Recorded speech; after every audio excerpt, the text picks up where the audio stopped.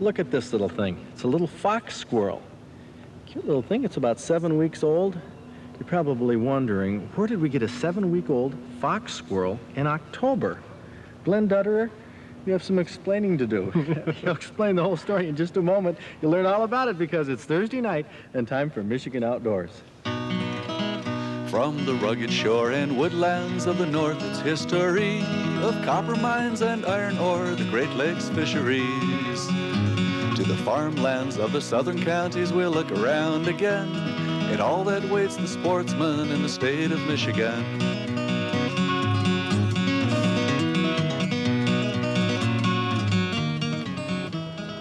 Well, Glenn, people are going to wonder, where did we get 7-week-old fox squirrels at this time of year? Well, squirrels are born in the fall.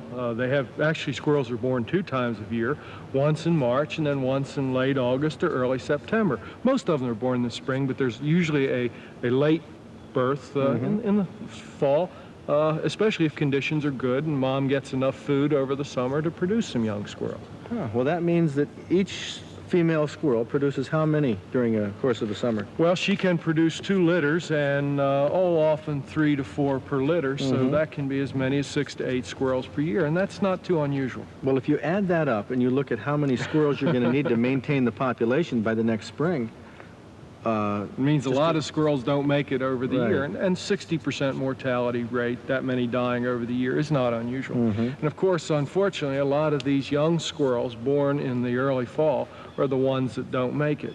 These guys maybe have a 20–30% chance of survival. What, over the winter? Over the winter. Even if they weren't hand-raised, if they were born and raised wild and so forth, their survival rate's still fairly low. Well, what's going to happen to them? Well, they're being nursed now. We nurse them out of an eyedropper with a concoction of different milks and sugars and a little bit of egg. But as they wean and learn to eat acorns and walnuts and hickory nuts, we'll find a place a lot like this where there's trees and food on the ground and turn them loose. And Whoops. of course, you can see they're brother and sister and have been raised together. Well, what's going to happen to them, though, throughout the winter? What are the hazards that they're going to have to face? Well, if they were in an urban area, mange would be a big hazard. Mange is a big killer of squirrels in urban areas. In woods like this, predators such as hawks and owls, starvation, particularly when the snow gets deep and there's a crust on it, and exposure to weather and the diseases that would come from exposure. So, Pneumonia and so on? Pneumonia. What's the biggest problem that these squirrels are going to face? Probably a shortage of food. It can be very, very difficult to find food when everything's iced over, and so starvation and the diseases that would go with that are probably their biggest threat. Where will they be living? Well, in the crotch of a tree, in a hole in a tree, in a leaf nest? Well, in the wintertime, they'll be up in the big holes in the trees. You can see here on some of these trees behind us. Right there, there's 2 of them. Yeah, 1 in each tree. And so in woods with large trees, there are cavities where the wood has rotted out of the heart of the tree, and then the squirrels gnaw around the living bark to keep it opening.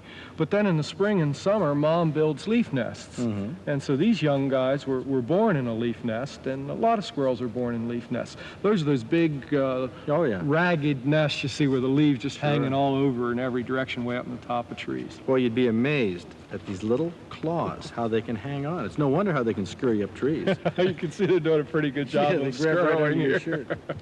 Also, you notice how they run around behind the other side of the tree. Yeah. Because there's people in front of us, and so they're hiding from the people in front of us. Well, that's the story on these little squirrels, these little fox squirrels. Unfortunately, most of them don't make it through the winter. They have a lot of hazards, but Mother Nature provides a lot of reproduction in all wildlife. Big surplus. For that purpose. Well, thank you, Glenn. That was a great story. My pleasure. Great story. Now we're going to talk about something else, about the fish and game laws. As you hunters head into the season here, and you might have an occasion to say to a conservation officer, "Oh, I forgot to put my gun in the case in the car. Oh, I forgot to put my bow in the case." What happens? Well, let's go fishing for answers with Captain Ed Ferguson, conservation officer, and we'll see what he says about that.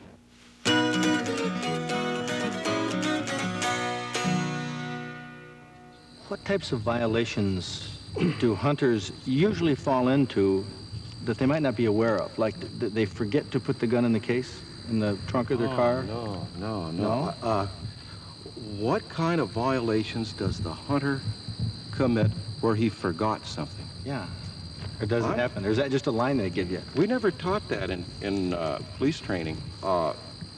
There doesn't have to be intent to violate. You didn't have to intend to go 70 miles an hour in order to get a ticket for 70 miles an hour and a 55-mile speed limit. The mere fact that you were doing it is the violation. And that would be a situation in which you might have inadvertently done it, or forgot, as you say. But I think if the person forgets to unload his gun and puts it in a case, and he puts it in the back seat of the car, that poses just as great a threat to you or I or other people. Because if he says he forgot, then I'm assuming he thinks it's unloaded. And then he's going to be treating that loaded gun as an unloaded gun, and therein lies a tragedy. So, Responsibility is on the hunter to know the laws and obey the laws. Is that what you're saying?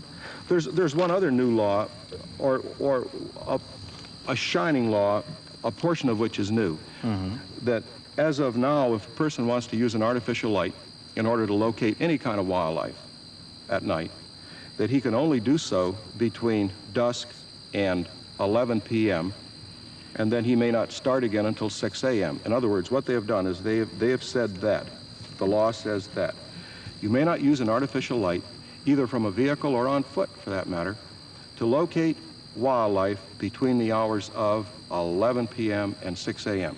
There are some exceptions to that. If you are out in the woods legitimately hunting raccoon with dogs, and you are at the tree where the dogs have the raccoon treed, then you could use a light, the law says, at the point of kill to locate the animal in the tree.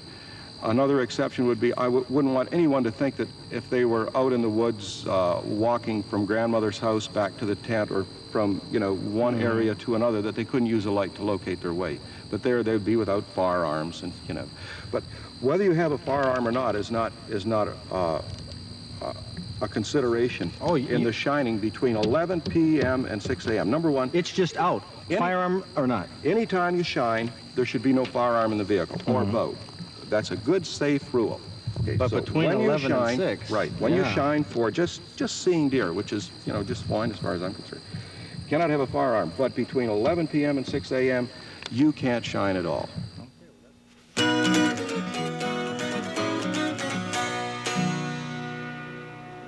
In the midst of hunting season right now, I want to take a moment to talk about a creature that is not a game bird, is something that should be avoided and really admired. It's our friend Magisawa. Is that right? Roy Geiger from the National Wildlife Federation brought this bird into the state for us. And why don't we do a little update right now, Glenn Dutterer, about eagles and where hunters might see them at this time of year. Well, the first place that hunters want to be particularly careful with eagles is at the state game areas and national wildlife refuges, at Shiawassee, for example, perhaps at Seney, and some of the areas, the state forest areas, national forest areas around Watersmeet, because the birds are moving through these areas. They're not at all shy about looking for wounded ducks and picking them out of flocks, and so hunters will encounter them. And bird watchers very likely to see them in areas like this, where you have lots of marshes and swamps and concentrations of fish and wildfowl. So this bird is an unmistakable bird, and many duck hunters will see them. I've seen them myself at Shiawassee and even down in Allegan. But you say they're moving through the state right now? They're migrating? Yes, this is the time that many birds move through the state, and the eagles are one of those groups that do. Probably the immature eagles, up to 4 years old, you wouldn't recognize it because they wouldn't have the white head. You wouldn't recognize it as a bald eagle. You'd recognize it as being a very large bird. But because of the mottled black and white appearance, which the bird has as an immature bird, it would not automatically be identified as an American bald eagle. It's a young bird, even the beak is black. That yellow beak is a sign of adulthood, too. Okay, well, this is just a reminder here in the midst of hunting season that not only the eagle, hawks, owls, all birds of prey are protected, whether they're endangered species or not. Correct. They're protected. So please don't take a shot at them, don't molest them, let them go, just admire them because they're certainly magnificent birds.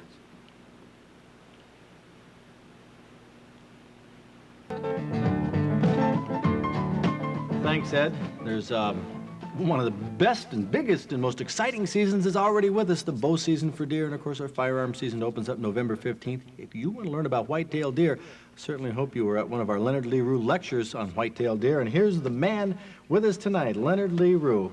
You did a great job on that lecture series. A lot of people learned an awful lot. I wonder if they're going to be better hunters this year.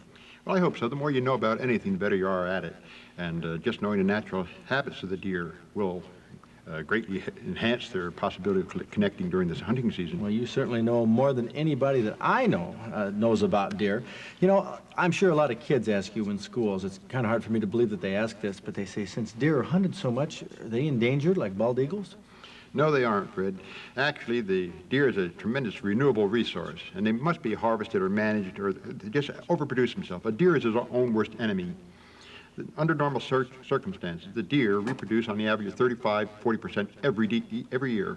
So that if we didn't have hunting, we didn't have some starvation, we didn't have road kills and so forth, we'd soon be knee-deep in deer, and they would destroy themselves because they would wipe out their range. Well, there's some of the things that Leonard LaRue talks about. I tell you, you have written so much in your book, The Deer of North America. It's really the Bible on white-tailed and deer of around North America, black-tail, mule deer as well, but an awful lot on the white-tail. And here's a great book that he just has out after your deer is down, something very appropriate for sportsmen at this time of year.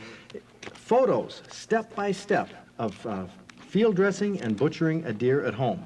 And you can learn right here in this book. Of course, we did that at our workshop, our Deer Hunters Workshop. But if you would like information on how to get a hold of these books, signed, autographed copies by Len Rue, well, Len, you're going to be back with us next year, right? Yep, for bigger and better. Bigger and better. We're going to have quite a lecture series all around the state in the Upper Peninsula, the Northern Lower. We'll probably book you about 15 or 16. We'll probably have 3 deer seminars. Ready to go. Okay, let's change the subject here from ducks. Let's talk about bucks, or from bucks to ducks. I'm getting mixed up here already. We have so many things in this show. Let's talk about duck hunting. An old friend of mine, Ron Bacon, and Ray Jarno talk about duck hunting. And they take us step-by-step in the marsh how to hunt for puddle ducks. And this season is already open. And right now, in Ron Bacon's voice, we're going to find out how he does it and how you can do it at this time of year.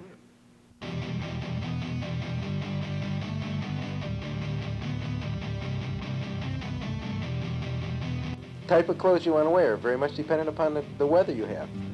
If it's balmy weather, you do not want to have yourself heavy, cumbersome clothes. You're not concerned about keeping warm, you're concerned about keeping cool.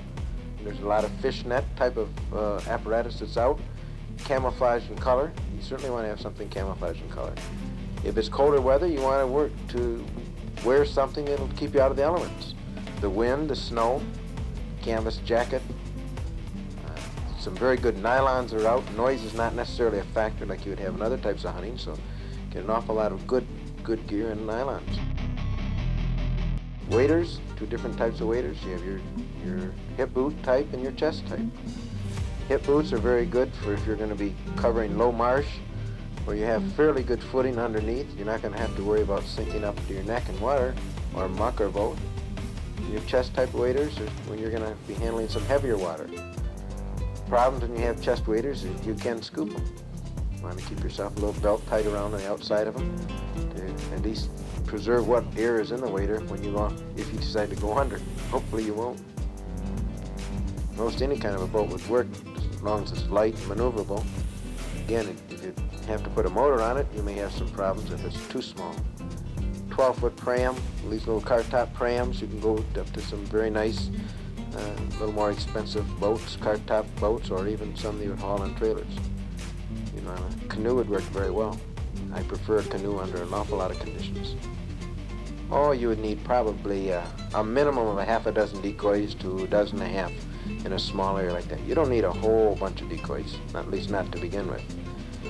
And something that's lightweight, if you have to carry them in, should be a factor, or can you boat them in? So weight would be a big factor there. Durability would be another factor. There are an awful lot of good molded plastic decoys are out on the market that aren't that expensive, $3 to $4 range. You can get some good styrofoam decoys. You can get some nice wood decoys, but those are a little more expensive. I like to put mine in a nylon mesh bag.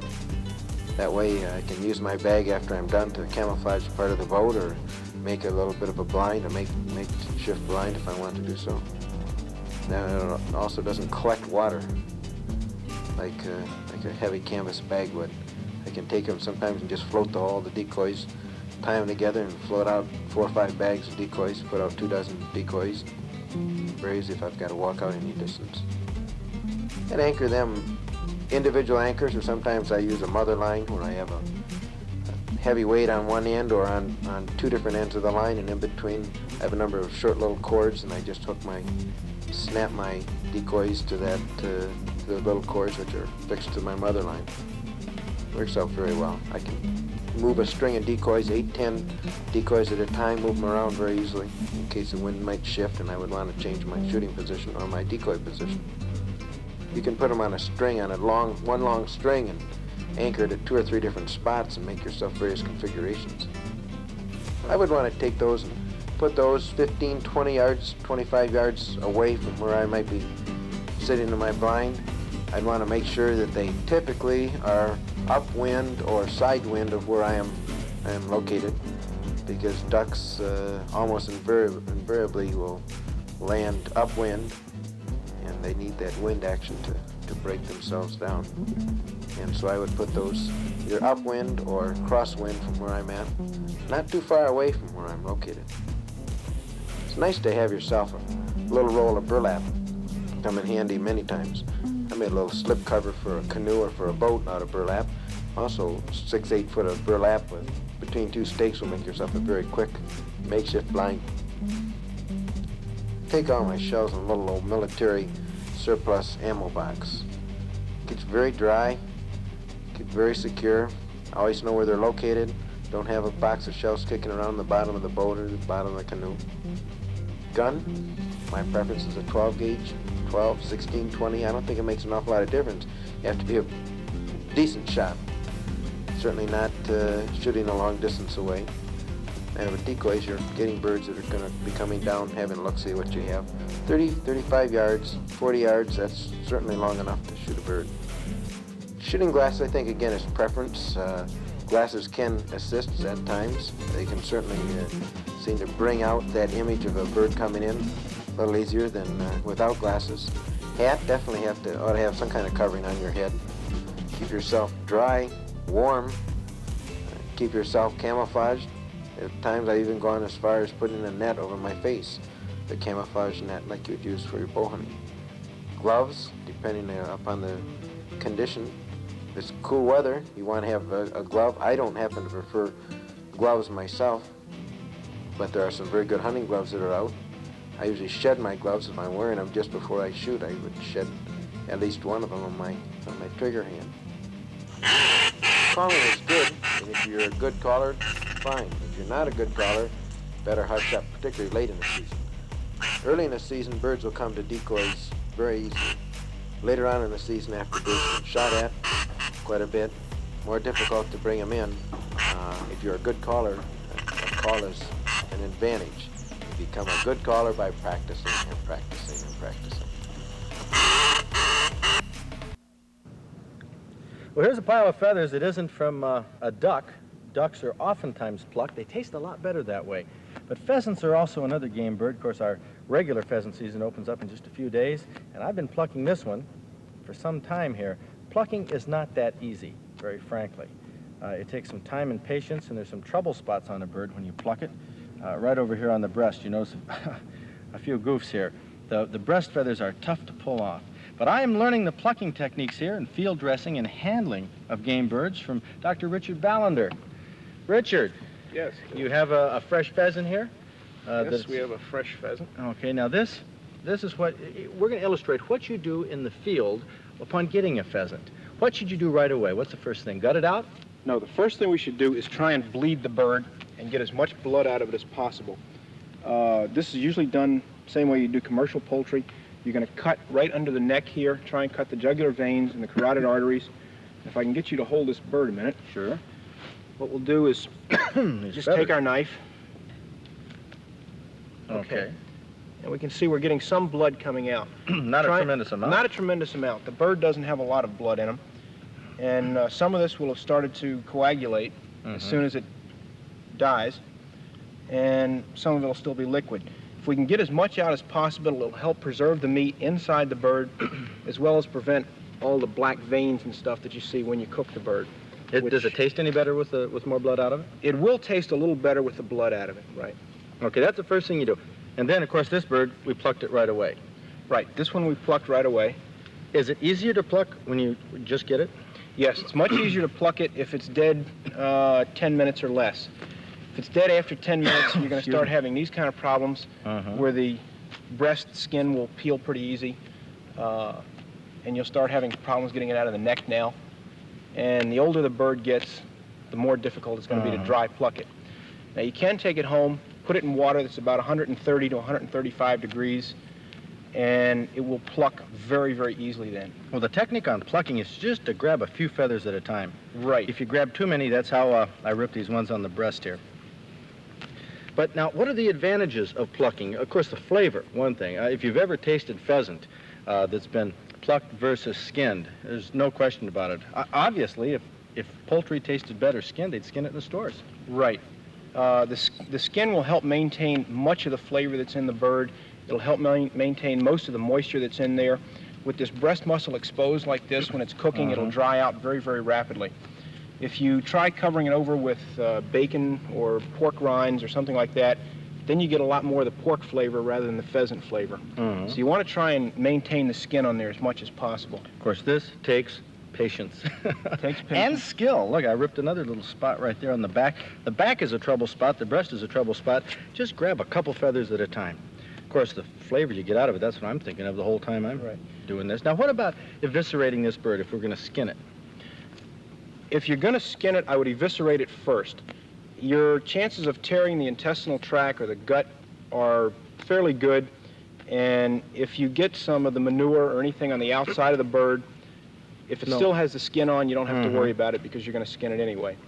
If you've already skinned it and then you get manure contamination on it, you'll get bacterial growth quite rapidly, and if you put it in a pouch or hang it on your belt, then you're going to have a lot of problems when you get home and may have to throw the bird out.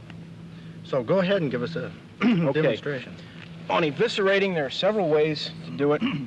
If you want a whole bird, what we'll do is we'll find the bird's business end back here, the cloaca. And you cut from there? Yes, what we'll do though is pluck a few of the feathers out here. Now the back end's a little easier to pluck. Yeah, I noticed that on this bird. Working on the wings here. Now you take the wings, by the way, just down to the last joint on the wings. The last joint there's not much meat in there, as you can see on this side. So you take it down to there and cut it. Break it and cut it with a knife. Okay, so you're ready to... Okay, we're ready to eviscerate on this one. Okay, we've got the skin plucked back here. We can find the cloaca right here where the bird defecates out of. The easy way to do this, I find, is to put your finger right there so you can get a grip hold. Take your knife and cut immediately above that, the skin, like so. And then cut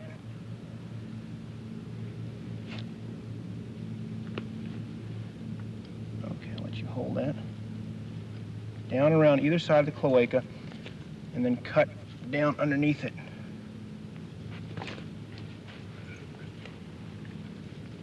Okay, so you're cutting that. Right. Is that like going around the large intestine? Or? Right. Now the large intestine, you can see coming out of the bird right there is attached to it. Okay, we don't want to cut that if possible. Well, there's a little more to this than okay. Why many hunters learn. Now what we'll do is make a little cut here. Another little cut up this side here. Along the sides of the breast there. Right. That'll allow us enough room to get our hands into the bird. We'll reach in, and you can feel the gizzard. The gizzard's a large mass in there. Get a hold of the gizzard and the rest of the guts in your hand, and just pull them out like that. Now that's the whole works? That's right the there? whole works, right there. Now when you did that, you didn't get any of the stomach contents or anything inside the bird? No. Right? The intestinal tract is left whole. Got some straw in it here. The heart is probably up inside The there? heart is way up inside the body cavity. We can go back in a second and get that out. We've got all the intestines here. Now the only thing we didn't get was the liver. We got a little piece of it. The liver, though, doesn't have any fecal material in it or on it, and so I wouldn't worry a lot about the liver. Okay, now what do you do with a bird like this? If you don't recommend doing this in the field? No, really? Don't recommend doing this in the field at all. Take it at home. The inside of the body cavity is a very sterile environment. Underneath the skin is a very sterile environment. If you skin it in the field, or gut it in the field, your chances of getting contamination in there and then having it sit in a pouch for 3, 4, 5 hours, getting bacterial growth is very, very good. And you're likely to ruin the bird. What we recommend is taking it home where you have running water in the kitchen sink or something and being able to wash it off after you gut it. But you say you could pluck a bird in the field if Yes. you don't eviscerate it. If you don't like this. eviscerate it, the bird is going to be fine. It'll be protected with the skin on the outside. You could put it in a cooler in the car. something Right, like that. put it in That'd the be cooler in best the car. And this bird is essentially what you'd call a New York dressed bird. thing. In the poultry industry up until about 12, 15 years ago, this was the way you bought chickens in the store. You bought them with the guts in it. Your mother or your grandmother took it home and she gutted the bird, but the feathers were plucked on it. Well, these are interesting ways of handling it. Why don't you go ahead and skin that one out? Okay. As we would do at home if we had running water. Okay. Well, we're about out of time here, but we'll be back next week with Michigan Outdoors. We're going to have a special from deer camp up in Houghton Lake. Going to be a great show. We have a tent camp up there, bow hunting. So good luck on pheasant season or bow hunting or whatever you do. It's going to be a great weekend in Michigan Outdoors. Get out there and enjoy it.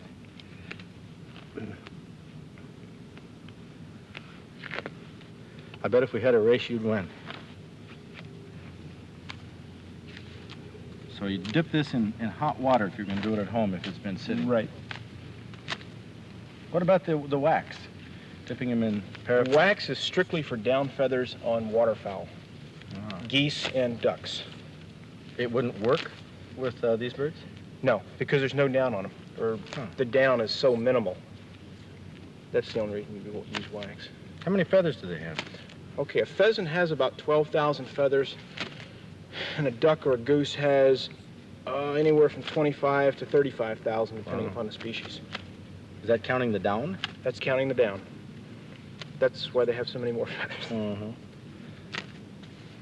Well, that looks, for people who like to eat pheasant, these are good-looking birds.